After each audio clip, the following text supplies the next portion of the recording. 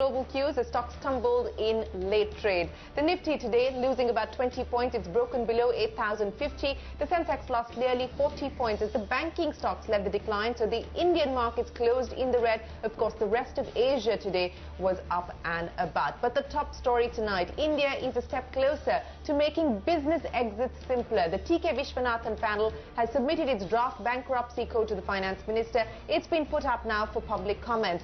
Here are the top 10 things you need to know about the proposed code. First up, the setting up of an insolvency regulator with professionals who will assist companies to go through the process.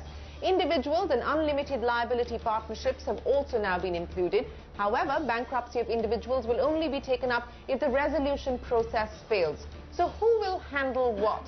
The Debt Recovery Tribunal will handle cases of individuals and partnerships with limited liability, and the Company Law Tribunal will look after companies. The code also seeks to set up an information database of individuals and companies who file for insolvency. The entire process should be completed within 180 to 270 days, and fast-track insolvency will be undertaken between 90 to 135 days. The code also proposes to set up a committee of creditors, and all decisions will require 75% majority vote. The code prescribes procedures for liquidation and the order of priority on who gets paid first when a company or an individual files for insolvency. It's a large report. These are just some of the highlights. But here's the man behind the bankruptcy code, TK Vishwanathan, in an exclusive conversation with CNBC TV 18 Sapna Das. Also, here's the finance minister promising to move the bill as early as the winter session of Parliament. The most important thing we are trying to address is the early detection of sickness of enterprises, whether corporate or individuals. And the earliest occasion when somebody is not able to pay his debt, he is not able to manage his financial thing, then it triggers action. So we try to discover it the early and try to address it. So within 180 days, the resolution plan will be worked out. And if you can't resolve it, then it goes for liquidation. There's no point in keeping it alive. We had a very unpleasant experience with the Sika Bifer. So to address these things, we tried early detection of sickness and how to solve that. That's a theme behind the whole exercise, and we have done that. And we have done it across both for corporate insolvency as well as for individual insolvency.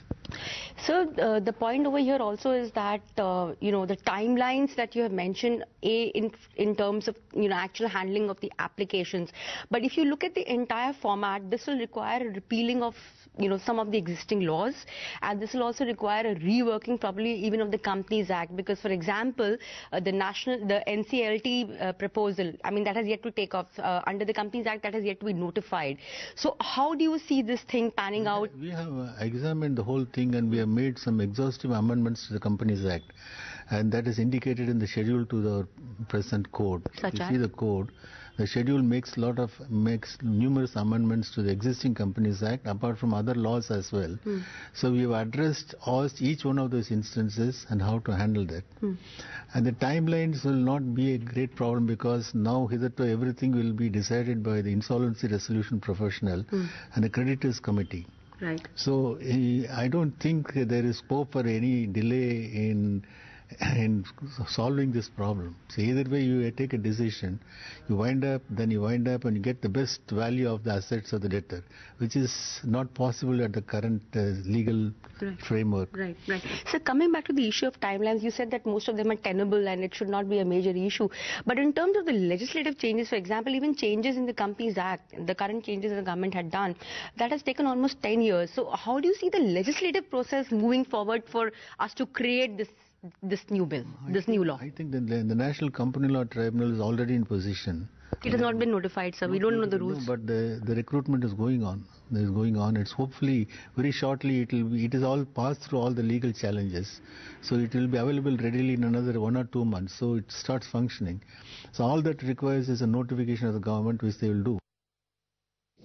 The committee which was drafting the bankruptcy law, I'm told, has already finalized its recommendations and is likely to submit a report to me in a couple of days. I'm immediately going to translate that recommendation into legislation so that the exit law is also put in place as soon as possible. My endeavor will be to try and introduce it in the next session of Parliament itself.